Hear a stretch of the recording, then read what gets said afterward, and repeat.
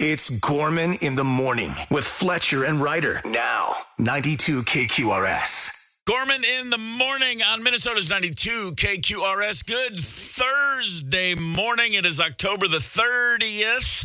I am feeling just fine, and I'm alongside Paul Fletcher. Almost there, friends. Almost there.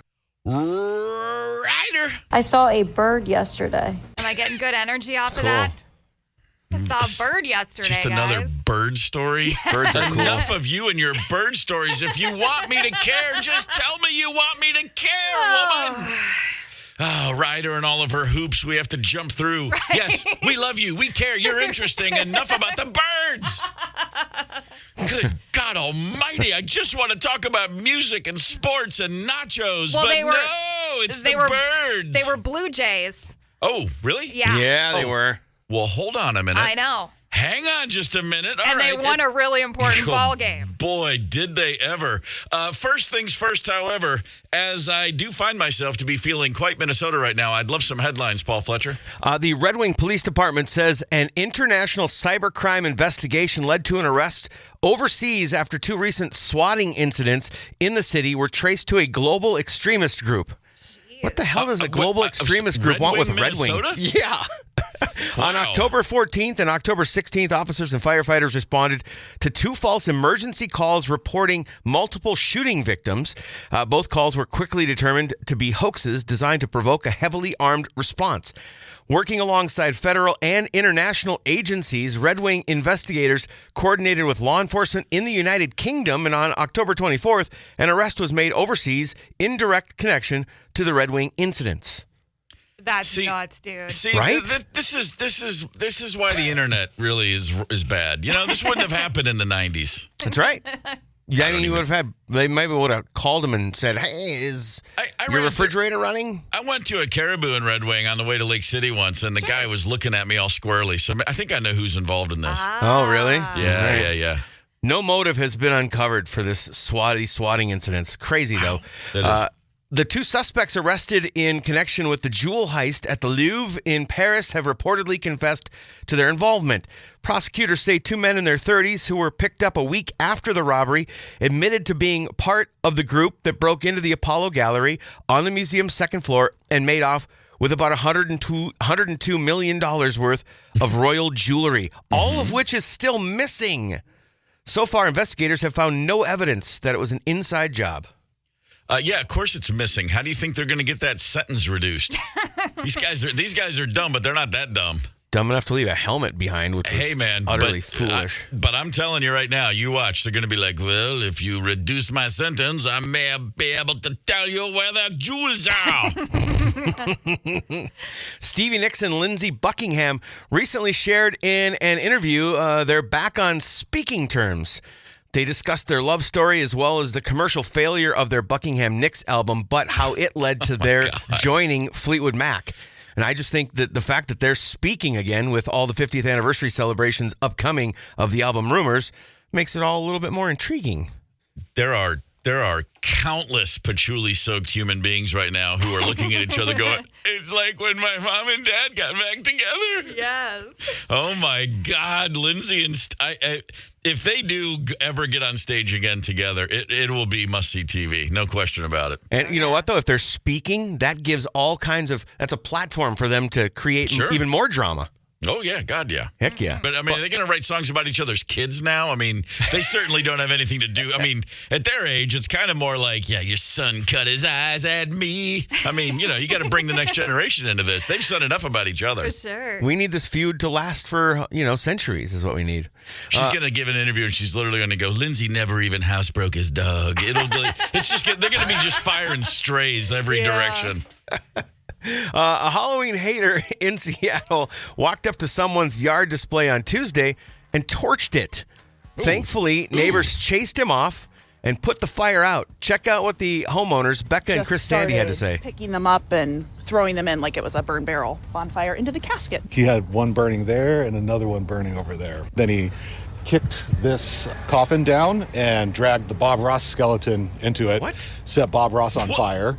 Then began grabbing the little skeleton animals and throwing them in there as well. But we're very, very lucky because those bushes caught fire and it's right by the fence right by the house. John literally came over with like a pot of water, like he'd make spaghetti and dumped it out. Another one brought the fire extinguisher, which is now in the casket. Did he destroy the display Wow. or just make it even more evil and Halloween-y? Now, when she said the bush caught fire, is that a reference to Bob Ross's hair? Could be. And what's a Bob Ross skeleton? Is it just a shrub on top of a skeleton holding a paintbrush? How do you know it's Bob Ross? Yes. It had to have the hair and the palette, I would think. I guess so. Yeah, Man. would have to. What kind of... That's evil. Where is the who torches a Bob Ross skeleton? That's next level evil. That's a surefire way to get yourself to hell, is what that is. Yeah, that's Fred Rogers territory right there. Yeah, pretty much. Good Lord. Minnesota Rusco, known for its Twin Cities home remodels and that damn catchy commercial jingle, Sure. since 1955. They appear to be abruptly shut down. Uh-oh. The New Hope-based company informed staff on Tuesday morning of the business's sudden closure. No official statement has been made by the company. They've been around for 70 years. Jeez. As of now, no bankruptcy filings, no layoff notices have been made public, and they reportedly left jobs unfinished as well. There's a report that that sucks. they were doing a remodel in somebody's house, and at 3 o'clock they just stopped and left. So it's all very bizarre. Not a lot is known yet, but it's definitely nuts. Yowza. Yeah. Not good. No. Amazon is filing, speaking of not good, Amazon is planning to eliminate up to 30,000 corporate jobs beginning this week, representing nearly 10% of its white-collar workforce. The cuts span multiple divisions, human resources, devices and services, AWS, all that stuff. And it marks the company's largest workforce reduction since 2022. They say they have emphasized automation and efficiency as drivers of the move. Its timing aligns with the firm's push to do more with less following pandemic-era overhiring. Okay, wait a second. AWS, that crap just went down and caused like a ton of problems. Like Sure. people couldn't use their beds. You Right. couldn't order pizza from the pizza place. Right. And they're not working to fix that before they get rid of everybody. Yeah, well, you know what? That's they're reducing. You can't legally charge someone with being an idiot. Right. There we go. Well, they're going to do more. See, what you missed, riders. They're going to do more with less. That's what it says. It says right here in there. Oh, Statement. that's good news. That's Noted. great news. Yeah. Ringo Starr is featured on the latest episode of an ABC show called On the Red Carpet. And one of the things he discussed are the 4 films director Sam Mendes is making on the Beatles. Ringo says he helped edit the script with Mendes, which I think we've covered before, but he also mentioned he invited the actor who will play Ringo, Barry Keoghan, over to his home, and he offered him some advice. He was so great to hang out with. But I did tell him, I know you're having drum lessons, but don't have too many, because then you become the machine where you need to come through. You hear that, Steve? Don't have too many drum lessons. That's good news. Don't become a machine. If anyone wants to know how many I've had, go ahead and ask. How many have you had? One. Really? Really? One? I thought the answer was going to be 0, so I'm real impressed right now. No, in 2007, I had a drum lesson. Okay. I just was like, there's a couple things I need. A buddy of mine, he's a great drummer and he's a great teacher. And I go, hey, give me an hour. And about 9 minutes in, I went, well, this is a mistake. I don't actually care if I don't know how to do this stuff. I just do what I do. Okay, Right. Did he tell you that you hit the drums too hard? Because other mutual friends of ours have said, man, Gorman really hits those drums extra hard. No one has ever told me I hit them too hard, but Okay. I've been told on multiple occasions, by which is more like 100,000 times, man, really? And I'm like, sorry, this is just how it goes. I came straight from the basketball court to my first band rehearsal, okay? I was a little jacked up. I didn't know how to back down. Listen, man, when there's amplifiers on stage, everybody, it's not like I'm going to count on the guitar player to know where the one is. That's fair. You got to hit that Here. thing That hard. That is your That's right. job. Hit That's it hard. right. Put that on a T-shirt. Hit it hard. That's it. A new poll found 1 in 6 Americans think pets actually enjoy dressing up for Halloween. A full 40% think they either like it or at least don't mind it. The poll didn't distinguish between cats and dogs. Dogs are probably a bit more receptive to this. 16% think owners think their pets like or love dressing up. Wait, people who actually own pets think that their pets like this? I thought Yeah. this might be people who had nothing to do with cats or dogs. Are like, sure, they probably dig it. Nope, these are owners. Oh, man. I've noticed one thing about Chauncey, and that's that he likes everything I've ever asked him to do as long as there are treats. So he would dress all up. that matters. He would dress up, There you walk go. around as long as you had treats to. Oh, for him to follow? he'll wear any costume if your pocket comes full of treats. Oh, There's hell nothing no. he wouldn't do. Yeah. That's amazing to me because for me, all of our, like you guys like to call almost dogs, our Lhasa Apsos and Shih Tzus we've had my whole life, every single one of them, you put a costume on them, they freeze. They will not move. Won't lift a paw, won't turn a head. They just sit there and stare at you like, what are you doing to me?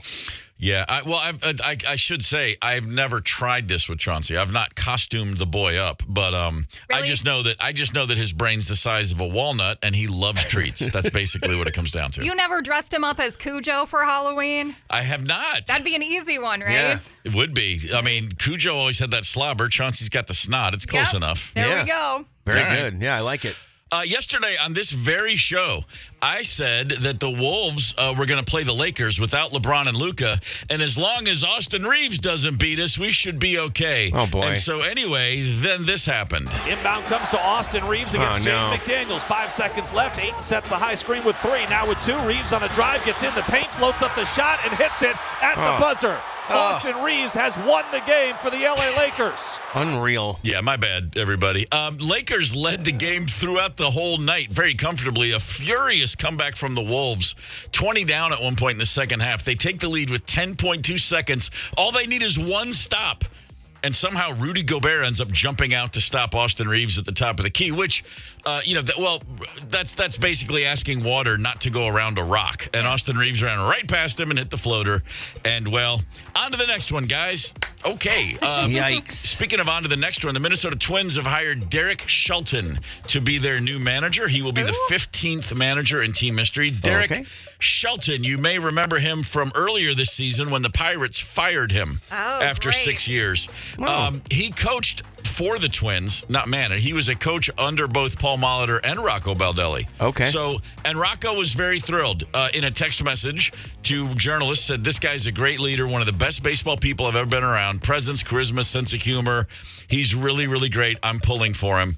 In Pittsburgh, not a great success, but then again, look, Joe Torre, Yankees manager behind that whole dynasty, he won 54% of his games as a career as a manager.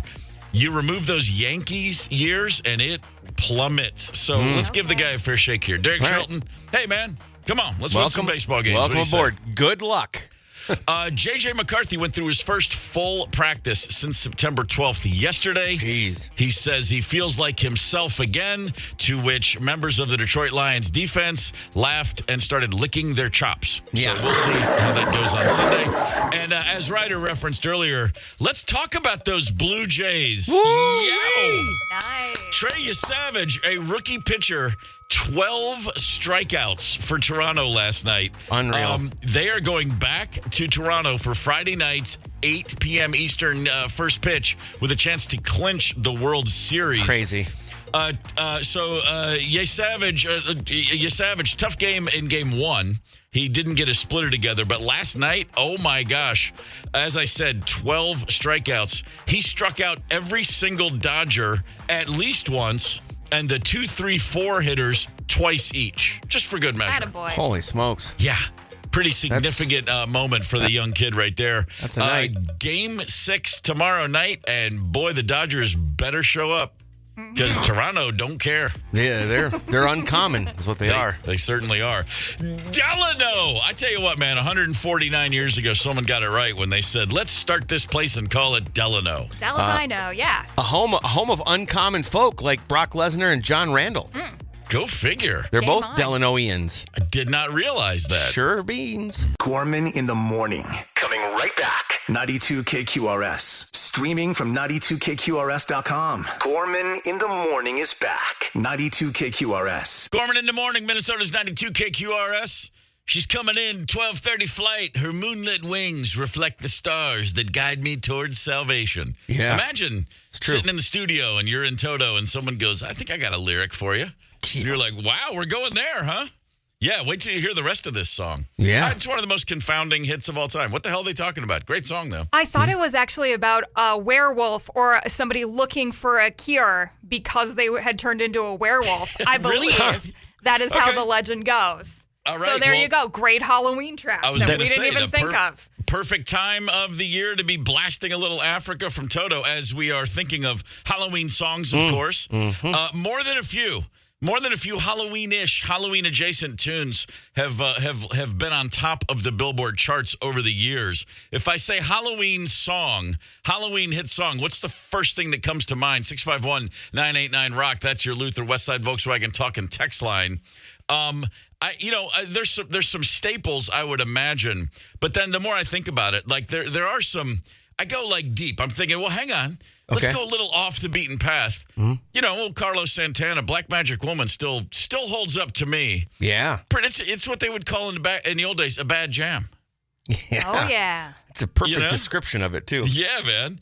If you ever see when Greg Raleigh, who was the keyboardist in Santana, he was in the Ringo Starr All-Star Band, and they would rock this one. And I was always like, wow, man, right on. Get after it. Oh, hell yeah. Little Black Magic Woman. If you're going to a Halloween party, not with your kids, an adult Halloween party, this has got to be a staple of the playlist. I would think so. It's Pretty got spooky. the right vibe, yeah. Yeah. I say if it's not on there, then you turn around and walk out. Well, I mean, you're going to have to wait a while. You don't check the list. Wait, just give it time. Let the fair playlist, let it breathe, Fletcher. Right. Let it breathe. All right. You're right. I'm being impatient. Ryder, you have as the youngest member of the team, you probably start somewhere else in Halloween songs off the top of your own personal list. Oh, yeah. I think I start with Alice freaking Cooper. Yes. Wow. There we go. Yeah, okay. Also some rocking some Dead Babies for sure. Yeah, for sure. Uh-huh. That's a pretty good one. Fletcher, what comes to mind? I'm actually baffled, and we didn't need to pull a clip of it because we just played it a bit ago. Nowhere in the top 15 on the Hot 100 is Thriller. How is that possible? Well, I do know. Thriller was never. Well, it was. I'm sure it was a top 10 single. I believe it peaked at number 4 or 5, and the That's list it? here, like everything's like number 1 and 2s generally. But then again, we're talking about the biggest selling album of all time, and it's the title track, and it has Vincent Price in the video. Right? So. Yeah, I mean, the song was for the radio was chopped down, significantly, but number 4 is as high as it went on the Hot 100. Was I it believe that's not true. released Wow. close enough to Halloween to get people really juiced about it? But every day was Halloween for Michael Jackson. Let's not kid ourselves. I believe it was a winter release. But here's an argument I'll make, regardless of when it was released.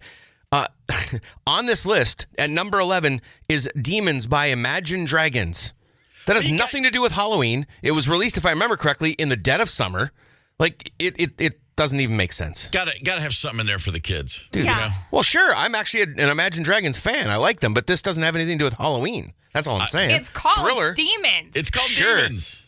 They're internal demons. It's all brooding and I don't know. It's one of the lamer songs they've done. Man is the scariest villain, so internal demons definitely count. Back to Thriller really quick. I'd be remiss if I didn't just say nice job, Rod Temperton. Everybody is aware Rod Temperton wrote that song. He was in a band called Heatwave. He also wrote Boogie Nights, The Groove Line, Always and Forever, Thriller, Off the Wall, Rock With You for Michael. He wrote George Benson's Give Me the Night, and he wrote that Baby Come to Me, Patty Austin and James Ingram. And by the way, that's all just off the top of my head. And Rod Temperton was an English dude, and he talked like this, how I love music, I grew up. And Quincy Jones called. He said, have you got any ideas for Michael Jackson? I said, let me see what I can pull together. I mean, it's the craziest thing. The baddest jams ever from this little English guy who looks like he grew up in a rose garden. Wow. Anyway. That's insane. Oh, yeah, no. Heatwave records are great. Rod Temperton's great. He did pretty good work with Quincy and Michael as well. The top Halloween songs of all time. Lots of submissions on the Luther Westside Volkswagen Talkin' text line, Fletcher. Yes, indeed. From a 612 number, Season of the Witch by Donovan. Sure. That's got the creepy feel to it. Yeah, and let's not kid ourselves. Nothing's creepier than English people. That's fair. Sean said so proper on the surface and just evil lurking right beneath. Right behind the eyeballs. Always. People Are Strange by The Doors was said by Mouth. Okay. And we also got Bad Moon Rising from another 612 number. Oh, man. American Werewolf in London, is there a greater needle drop in cinema history than when this kicks in and it's like, hey, we're having fun, and oh my God, what's happening? Right. No, it's fantastic. Yeah. Eagles Witchy Woman is another one that came in from Steve. Plenty of good ones. Oh, yeah. Sure. How about from Al, the Transylvania Twist? There's a good one. Oh, I'm unfamiliar. I don't know the Transylvania Twist. Pretty sure I do. Okay. Wow. I don't have a clip right here handy, but I'm pretty sure I'm familiar with it. We'll have to look it up and see if we can throw it on later. Can you do a recreation for us? No, I'm not going to do that. Okay. No, nobody wants to hear that. Fine. Is it the one that they were sued because they did the twist? The Transylvania Twist, and it was like a little too close. Is that what that was? That sounds right. Sounds like something I read about in law school. Oh, it's Bobby Pickett. Oh, okay, fair enough. Let's get to the top 3. This is by chart position, weeks on the chart, etc. Here's your biggest ever. By the way, number 3, big fan. One of the great rock instrumentals of all time. Frankenstein, Edgar Winter Group. That's good. Yeah. They Only Come Out at Night, the album, in the Gorman household. When I was a kid, I would just hold it and stare at the cover at Edgar Winter. He was wearing makeup and had a crazy necklace, and he is an albino, and I'd never seen that before, and I was just like, I don't know what's happening, but I can't stop looking at this album cover. And I would play all the air instruments for this whole track, including the guitar. Okay. Including the guitar. Oh, yeah. Yeah, no. Nice work. Big fan. Number 2, all time, Ray Parker Jr. I didn't even think of this one. And of course, the theme to Ghostbusters. Yeah, kind of hard to deny. Who are you going to call? Yes. Yeah. I mean, Monster Mash is undeniable. Wow, man, I just gave away something. Anyway, Monster Mash is undeniable, but this one is my number 1. Like, really? I just love this song. Well, in your lifetime, sure. This was something when you were a kid. It hit harder. Yes, to the surprise of no one, before the spoiler, still number 1 from 1962, I believe. Still the top selling all time. Monster Mash, every now and again, it will occur to me this could have been written about, group love. I'm just saying. You were correct with 1962. You know what? I don't know. Maybe Ryder agrees with me. This should be the version that's number 1. Totally agree with that. I prefer the Misfits version of Monster Mash. I think it's cool as hell. I mean, the Misfits generally are cool as hell. Yeah. But yeah, I like this one. Yeah, this one. I mean, it's the vocal is phenomenal. The Misfits. Oh my God! It was 1962, by the way. If I didn't say that, we have come full circle. Oh, the Misfits. Real yeah, quick buddy. shout out if you guys haven't been checking out Jade this week at 6:00. It's all spooky Halloween stuff. Nice. Yeah. The entire week tonight. Murder ballads. Ooh, Murder ballads. Yes. She played crawling out of my skin. Yesterday. I had me some daughters. I'm hearing some violent femmes coming up on that one. Yesterday, I caught she played Squirrel Nut Zipper's Hell, which is just a phenomenal, silly-ass fun song, among many others that she crushed it with. Oh, you know what? She played Cruella de Vil by the Replacements yesterday, very too. Nice. Yeah, it was great. Very, very nice. Yeah. Go ahead, Ryder. You're giving me the look. I just am so excited. At this time tomorrow, I believe, and maybe it'll be a little bit off, we will have heard the brand new Howl Owl Howl song, My Cologne, which I don't know if you're more excited for people to hear the song or for people to stop asking you, hey, what's this new band going to sound like? Both. Okay, right good. now, it's right there in the middle, but by tomorrow, I'll just be excited that they're hearing the song. Yeah. Nice. It's sort of... and what I'm getting a lot of is My Cologne. Like, what's all? And so I'll just go ahead and tell you right now. There's a pop singer you may have heard of named Ariana Grande. I have heard of her. Kind of a big deal. Yeah. She has Pretty a wicked. line of perfumes, and one of her scents is called REM. Oh, no way. And not just REM, but R.E.M. Nice. Just like the band's actual. And so Mike Mills, the bassist in Howl Owl Howl, the founding member and bassist of REM, when he came across an ad for that cologne, he was like, what the hell?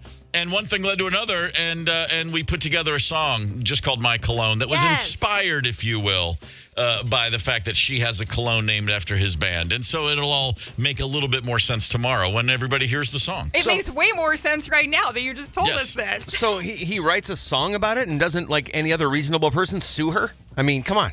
No. We're hoping she'll sue us. That'd be exactly the kind of press we need. Yeah, he doesn't seem like a litigious guy. Yeah. No, he's really not. No, Yeah. I was being quite sarcastic. Real pleasant fellas, the Howl Owl Howl gang. I love any band where I'm by far the biggest douchebag. Really? That's my kind of band.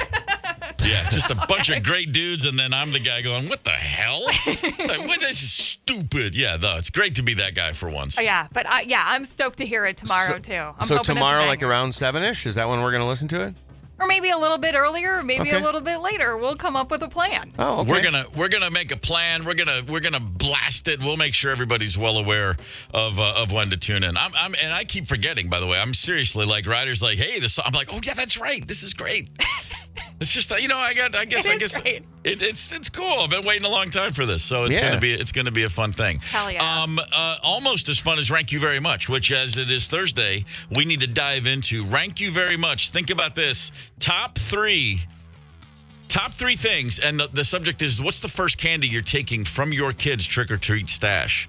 3, 2, and 1. Think about those. Hit us up on the Luther Westside Volkswagen Talking text line 651-989-ROCK. Gorman in the morning. Coming right back. 92 KQRS. Streaming from 92KQRS.com. Gorman in the morning is back. 92 KQRS. Thank you very much.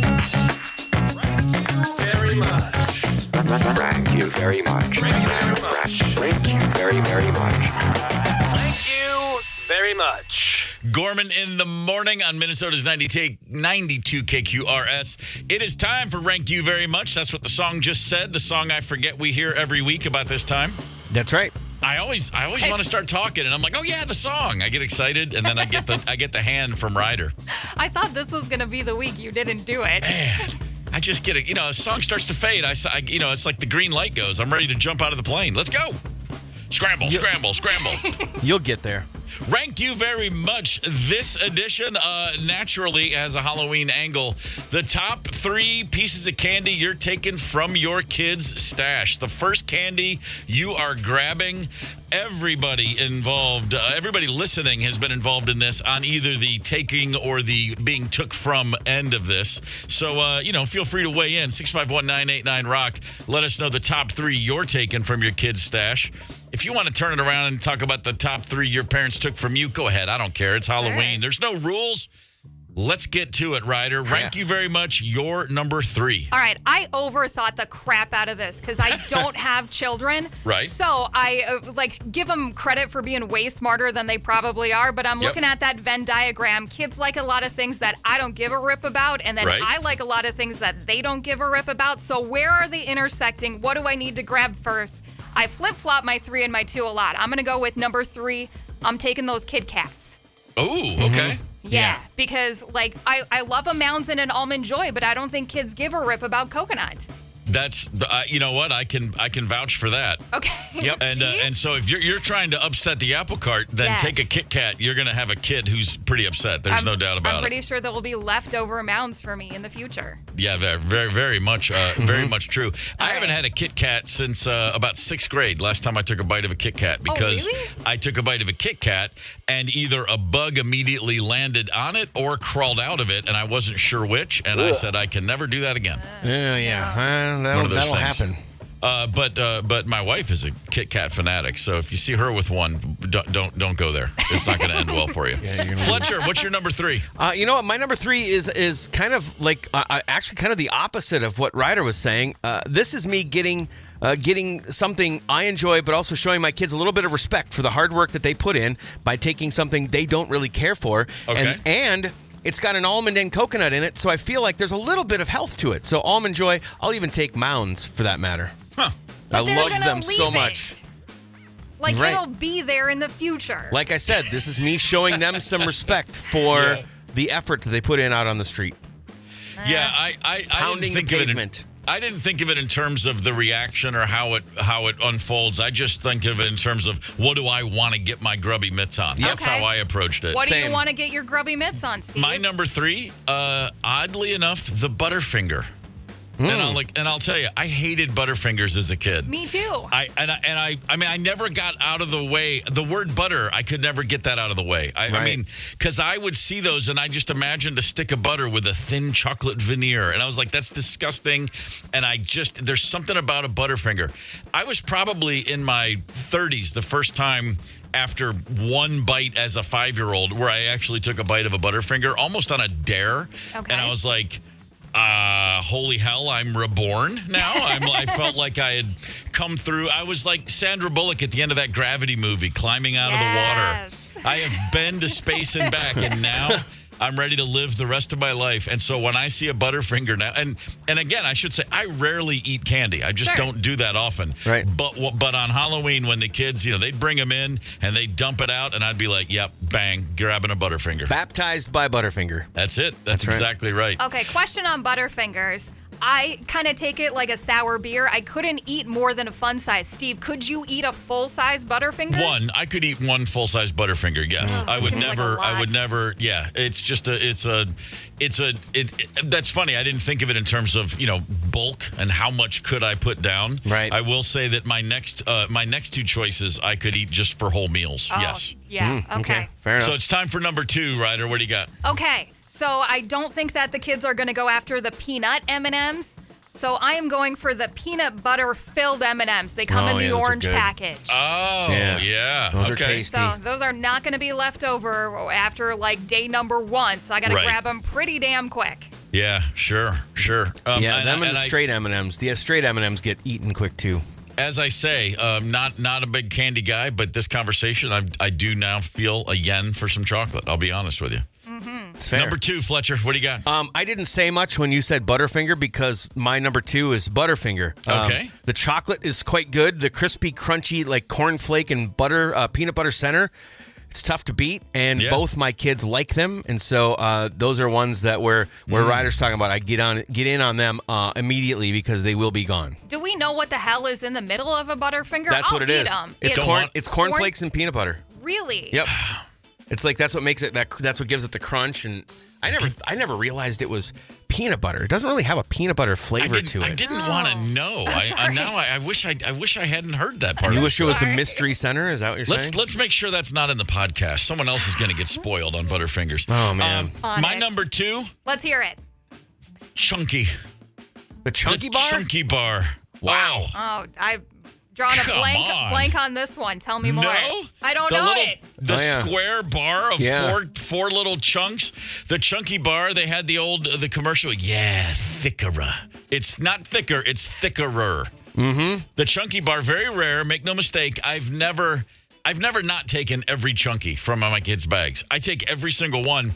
I doubt that either of my children have ever tasted a Chunky bar, now that I think of it, because I grab them all. You don't see them everywhere. You don't see them much of anywhere. You don't see them much anymore at all. I haven't seen one in any of my kids' bags. There is a record store in town, not known as down in the valley, that sells them.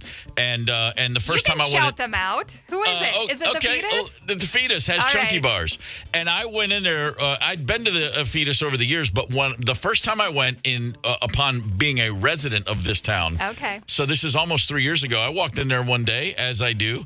And I saw Chunky bars, and I was like, oh, my God.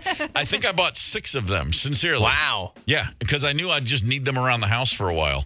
If there's a Chunky bar in the bag, it's going with Dad. And like I said, I doubt sincerely my kids have ever even tasted one. They don't have a chance. Right. Well, and as they shouldn't. Ignorance is bliss on this one. Yes, no, just you're gonna really want some time back when you finally get a hold of one. 651-989-ROCK. What are the top 3 candies you're taking from your adorable children? It's time for our number 1s, our numero unos. Ryder, if you will. All right. And if we aren't going around the horn with all the same thing, I'm going to be real bummed. But the number 1 answer, number 1 thing you got to grab first is the Reese's Pumpkins specifically. You need some Reese's Pumpkins because the ratio of peanut butter to chocolate is just perfect. Really? Yes. And you can't get them all year. Okay. I did not realize this. So you're saying it's perfect, more so than an average Reese cup. It's a different formula. More than your Reese's cups, more than the bats, more than the white chocolate ghosts. You need the Reese's Pumpkins specifically. Okay. And the kids go for them, so I got to get that sucker first. Yeah, I hear you. Okay, I like that. That's a tip. That's some insider. That's some real deeds right there. I Thank told you for that. I overthought this one. Yes, you did, Yeah. man. What's interesting, though, is with peanut butter cups, every single size is a different formula and a different ratio. And so finding the right one, and I do agree with you on the pumpkins being a good ratio for sure. Yes. There are others that are good ratios, but that one's really good. I should probably live a little, and I should probably accept and embrace change. But I'm the guy who every time I'm looking for a Reese cup and I can see every variety except the original, just 2 of them in the thing, I'm like, would you stop messing with perfection? I don't want a bar. I don't want 4 of them. I don't want 8 of them. I don't want thick ones. I just want the original, the silver dollar size Reese's, but I should probably get over it. Dude, the big cup is pretty great. I didn't like it at first, but it's a bit more peanut butter to chocolate. It's pretty solid. They threw some pretzels in one of those, too, and that was nice. Oh, for God's sakes. All right, number 1, Fletcher, what do you got? Really quick, I'm going to hit a couple of texts, if you don't mind. Please. Shelly hit us with, I'm taking Dots and Baby Ruths. Dots and Baby Ruth. Yeah, it's interesting. Wants dots? That's an interesting combo. Okay. I love that Ryder's entire thing is you're just trying to hurt the kids' feelings. Right. That's your entire basis for your motivation. I'm I leaving love them the Skittles. I don't give a crap about Skittles.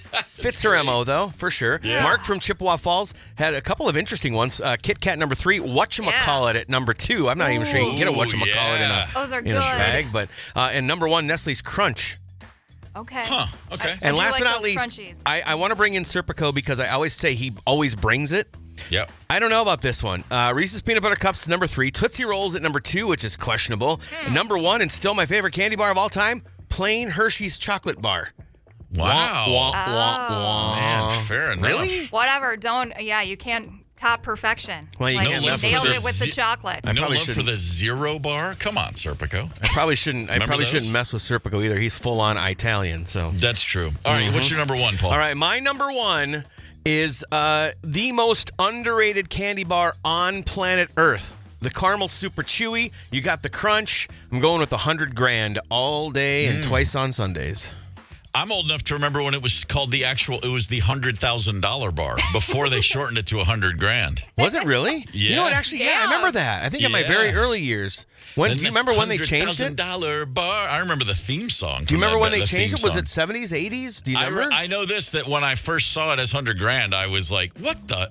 Yeah. What is, who the, but yeah, I don't remember it happening, but I remember noticing that it had happened and being very upset because, of course, I just, these things hurt me. What can I tell you? Such a good bar. I got to give a quick shout out to Doug because he aligned with me. We're the only match we had of all of us. Doug had Almond Joy, 100 grand, and Butterfinger. A little different order, but he had the same 3 I did. So props to Doug, Matamidai. Know about this 100 grand thing. Dude, they're so good.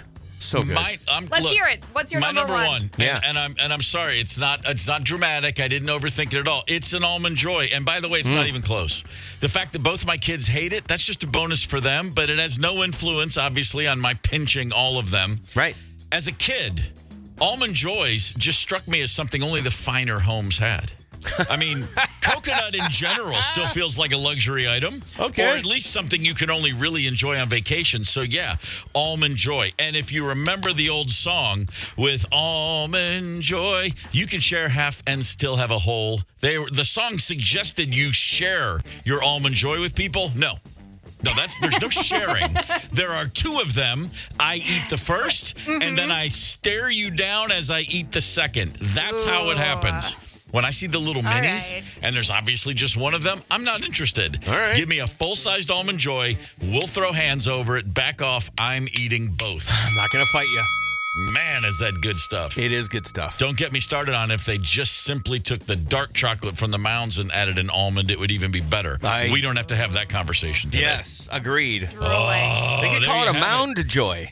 A Mound of Joy that'd be solid as Sears is what that would be. Rank you very much for October the 30th in the books. Gorman in the morning. Coming right back. 92 KQRS. Streaming from 92KQRS.com. Gorman in the morning is back. 92 KQRS. Gorman in the morning. Minnesota's 92 KQRS. The Lions await the Vikings in Detroit. Ford Field will be racking on Sunday. Sam Ekstrom, executive producer with the Locked On Sports Minnesota Podcast Network, and of course, a host, our Vikings insider, joins us on the horn right now. Sam, good morning. First things first. What candy do you reach for on Halloween night? You know, the bags come back home, you're grabbing, you're pilching, you're pinching. What are you going for? Yeah. Well, good morning, Steve. If it's got an orange wrapper and says Reese's of any iteration, I'm in. Whether it's a peanut butter cup, you know, they've got the big cups now. They've got the fast breaks. They've got the Reese's Pieces. I'm into all of it. The chocolate and peanut butter hybrid is my jam. Playing it safe.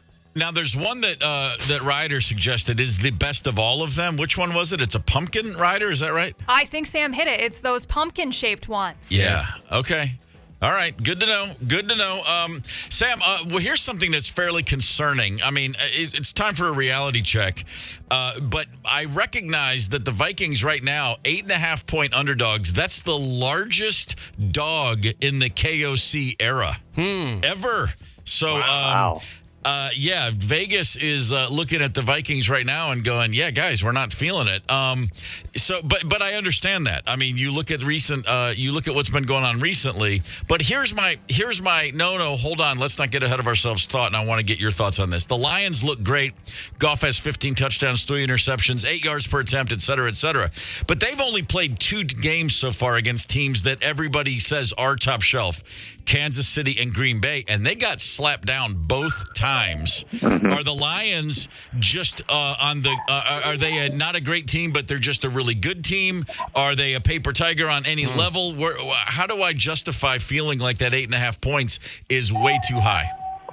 Yeah, I mean, I think you look at their win before their bye week against Tampa Bay. I think you would consider that a quality win. They beat them pretty handily, and Tampa had been playing well. So that's some, a couple points in Dan Campbell's book there.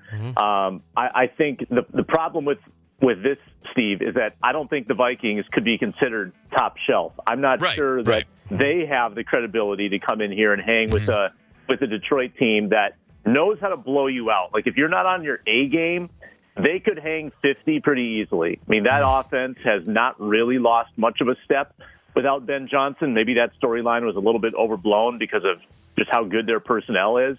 The Lions in the Brian Flores era, so this is back to 2023, they've scored 30, 30, 31, and 31, and they've won all 4 of those games against the Brian Flores defense. So I think the spread is justified. And it all comes down to J.J. McCarthy being improved, right? Like, the Vikings have 10 games left. They probably have to go 7-3 to make the playoffs. And J.J. McCarthy is going to be the difference in whether they get that done or not. And that'll be the case on Sunday. If he is the guy we saw in the fourth quarter against Chicago, they've got a chance. If he's the guy we've seen for the other 7 quarters this year, it could get ugly. Sam, if you're not here to guarantee a win, I don't know what we're even doing. So, J.J. McCarthy going back to the state of Michigan, where he had a pretty great win-loss record in his career. But then, of course, Aiden Hutchinson's planning to remind everybody that the best Wolverine to enter the league the last few years is not J.J. McCarthy. Aiden Hutchinson he's got to be licking his chops looking at the Minnesota offensive line. Yeah. You got a couple tackles on the Vikings side who may or may not play. It seems like it's day-to-day with Darisaw and O'Neal, and even if they do play, they don't seem to be at 100%. So they're going to be the ones tasked with stopping Aiden Hutchinson. You don't have your top blocking tight end, Josh Oliver. He's out of this game with an ankle issue. The Vikings are just kind of a mash unit. I mean, I think I saw a stat earlier that they've used 12 different offensive line combinations this year, and that's 3 more than the next closest team. I mean, there's been no continuity whatsoever. I think they've only had 1 guy start every game out of the 5. It's been a real mess. Sam Ekstrom's with us on Gorman in the Morning. We're having a lot of fun talking about this game on Sunday in Detroit. Is. Oh, yeah. By the way, Ryder's got the Cheshire Cat-sized grin on her face this whole time. Did she wear her Honolulu blue today? Not today. No. Oh. I'm saving it. Wait till next week. Yeah, after the win. Looking back, the last time we saw the Vikings against the Chargers, it was pretty ugly. Very few run attempts. Was that more simply we were behind early and had to try to throw the ball, or is the ground game a real concern? Have we kind of given up? Yeah, I think some of that's game flow. Like, you get down by as much as they were. You're not going to run the ball in the second half. So, you really only had a couple quarters where you might have even run the football. But there are plays here and there where KOC is making very aggressive passing decisions on 2nd and 1, 3rd and 1, when I think a lot of traditionalists might say, you got to run the ball there. You got to be able to get 1 yard and just move the chains for your offense. And some people dug into this, and the Vikings actually throw the ball more than any other team in the KOC era in short yardage situations. Wow. They also have a terrible success rate in those situations. So they're throwing a lot, and it's not working. So that's where I think they need to make a real mindset adjustment that we went and invested in this offensive line. We invested in these running backs. We should be able to physically enforce our will and get a yard or two in those short yardage. And that's something they haven't been doing. I think they wanted to do that more this year. So I'm waiting to see it happen. Sam, I want to ask you about J.J. McCarthy. First things first, really quickly. Is he a legit 6'3"? He's listed as that tall. Is he that tall? It doesn't really pass the eye test, does it? It doesn't seem like 6'3" when you look at it. I don't know if that's with ice skates on or what, but yeah, it seems more like a 6'1", 6'2" to me. Yeah, that's why I was asking, because every time I see him, I think to myself, well, I'm 6'3", and I just don't see it. It doesn't look that big. I realize he's on the field with some other giants. But that said, is there talk? I know a knee and an ankle, really, you can't do anything about it, and quarterbacks do get injured in the game. But is there talk about, does he have to bulk up a little bit? I mean, because he's also listed at 220, and I buy that. He's not a really big dude.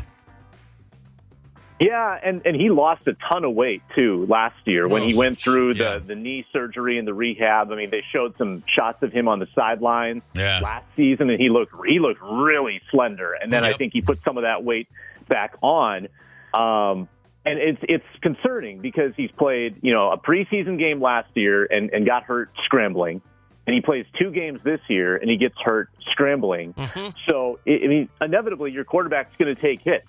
And your quarterback's going to have to run with the football once in a while. And his batting average of surviving some of these hits is not good. And I don't know. I've watched enough football that you see some guys that are in great shape, great builds, and they're vulnerable to injury. Like it's just in their DNA. And some guys can go out there and take an absolute beating, and they keep popping back up. And there's really no explanation why.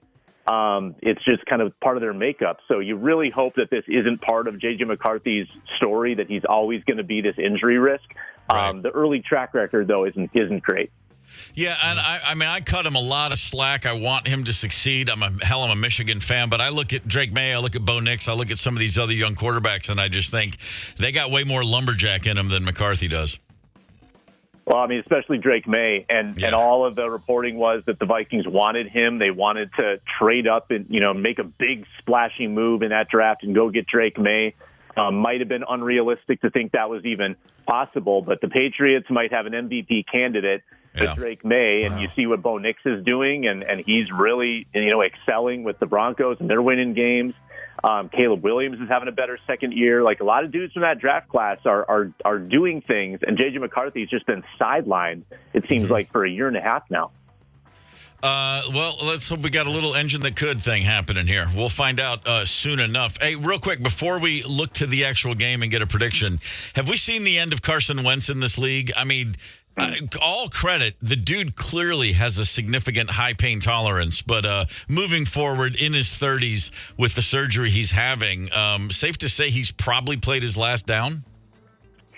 I think that is very safe to say. I'm not sure, because remember, he didn't really play an extended stretch of games for like a 4-year time period. He was just standing on the sideline. So teams had not seen where he was at for a while, and now that they've seen 5 games of him and not great football and taking a lot of sacks, making mistakes, and to his credit, he won 2 games. He went 2-3, was almost 500 here. He kept him afloat, I think you could say, but I'm not sure that anyone's going to want him to be one step away from being their starting quarterback going forward. I very well think that could have been the end of Carson Wentz, and kind of a tough way for him to go out, but at least, man, he was tough. He was gutting it out through immense pain in that game. Yeah, no question about it. All right, Sam, let's get to it. Sunday, we'll have the chili going. We'll have the brats on the grill. We'll all be, recovering from a stupid Halloween night, I'm sure most of us. What are we going to see? Give us a score. Give us a prediction. How do you think the game's going to go? Just painting that picture a little more. Are we getting more sleep or less sleep on that day with the clocks changing? I always forget. Fall back. More sleep. More sleep. One more hour. Or at least we'll pretend to get more sleep. We'll have an extra hour of laying there wishing we were asleep.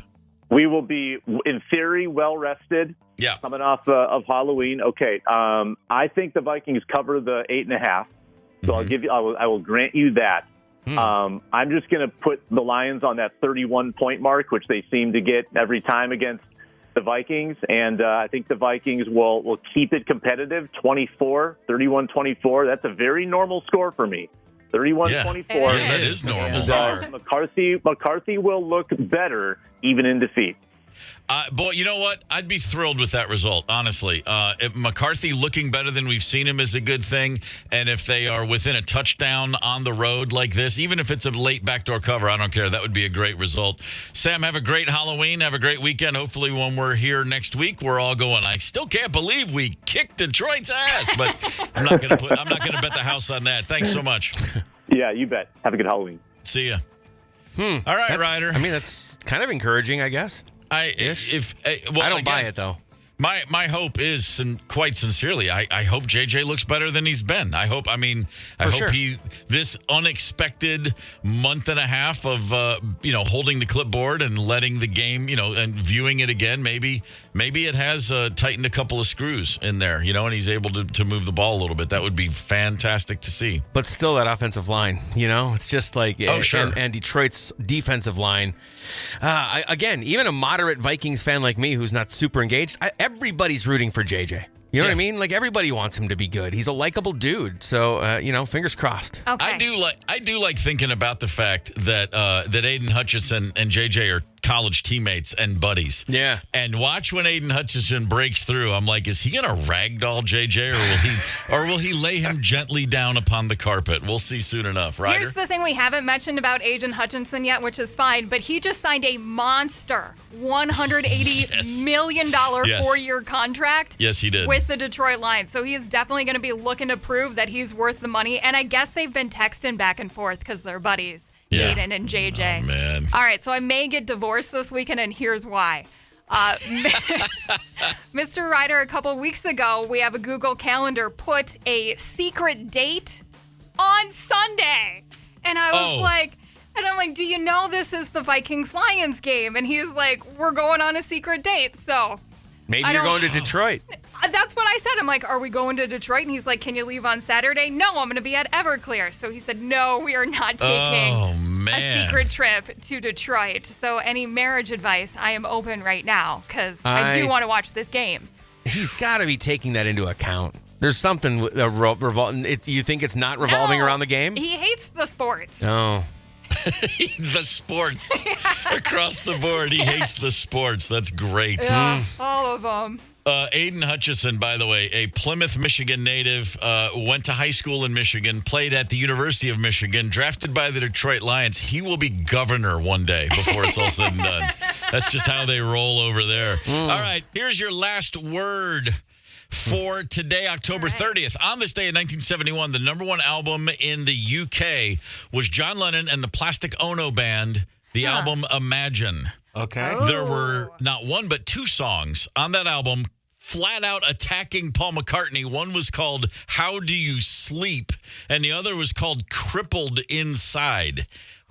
Wow. Early editions of the album had a postcard that featured John Lennon holding a pig, which was making fun of Paul McCartney holding that sheep on the cover of his Ram album. Jeez. Right?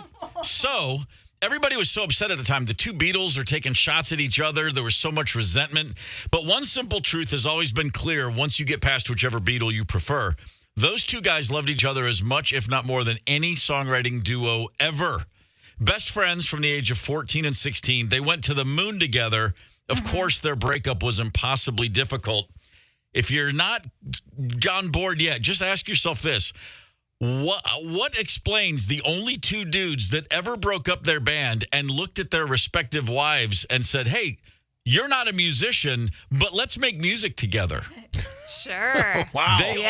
They only knew how to make music with the person they loved the most. Okay. They replaced each other with Yoko and Linda, respectively. Mm-hmm. And I, for one, have always thought that's the most beautiful and heartbreaking thing about the Beatles breakup. There you have it. There's that's a interesting thought for you. Yeah, that is. That's a lot to unpack. I like when people say, who's your favorite Beatle? The answer is all of them. Yeah. Just remember that moving forward. Mm-hmm. Hey, tomorrow on Gorman in the Morning, we're going to rock a little Howl Owl Howl, my new band's first song. It's called My Cologne.